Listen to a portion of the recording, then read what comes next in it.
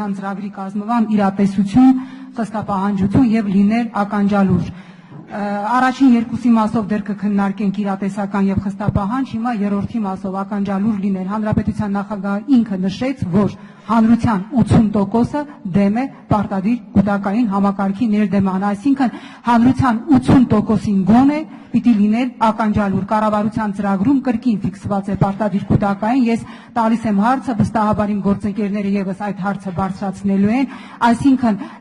չեք կարծում, որ հարաբերակցությունը շատ մեծ է 80% հանրության, որին կարելի է ականջալուր լինել, եւ երկրորդ հարցը սահմանին ավելացված հարկի ազատում փուլ առ փուլ, դա նաեւ Բարգավաճ Հայաստանի առաջարկներից մեկն է եղել, որպես առաջի փուլ, ինչ է նախատեսված այստեղ։ Շնորհակալ եմ։ Պարտադիր հետ կապված ես ավելացնելու բան չունեմ, իմ կարծիքով մենք արել ենք կառավարությունը առաջին քայլերը, որը անհրաժեշտ էր մինչև նոր փաթեթի վերել ազգային ժողով, դա դուք ինքներդ քվեարկել եք եւ այդ օրենքը ընդունել ենք։ Երկրորդը փաթեթի մասին ինչ վերաբերում է, որը պետք է համապատասխանենք համանդրությանը, եւ մենք քննարկել ենք, եւ դուք գիտեք, որ բոլորիդ ես առաջարկել եմ, որպեսզի մասնակցությունը ձեր բերեք այդ աշխատանքային խմբում, այդ հանձնաժողովում,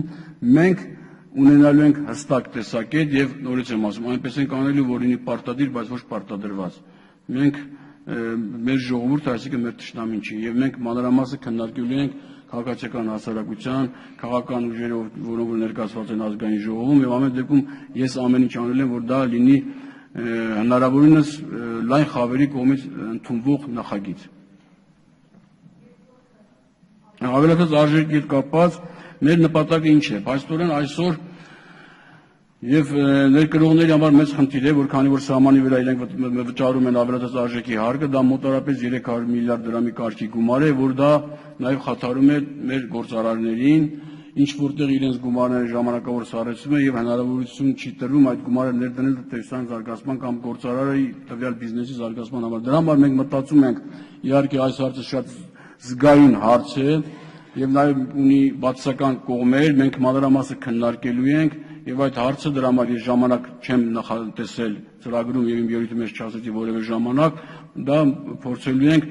այնպիսի որոշում կայացնել, որը չխաթարի նաեւ մյուս մեր գործընթացներին, որը ընդհանրել է տնտեսության բարեփոխումների մեջ։